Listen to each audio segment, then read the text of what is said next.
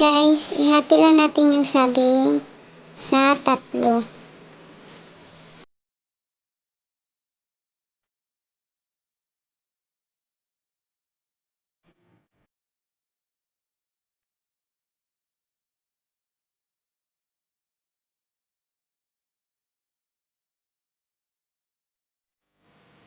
Ayan, i-prepare na natin yung flour na gagamitin natin, white sugar, and water. And then, i-mix natin guys hanggang sa mawala na yung buo-buo na flour.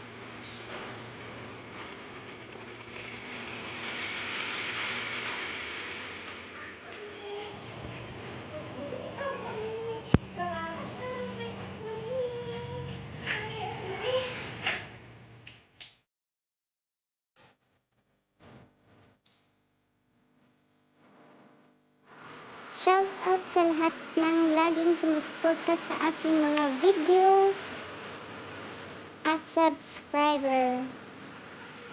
See you next video. Thanks for watching guys. Bye bye.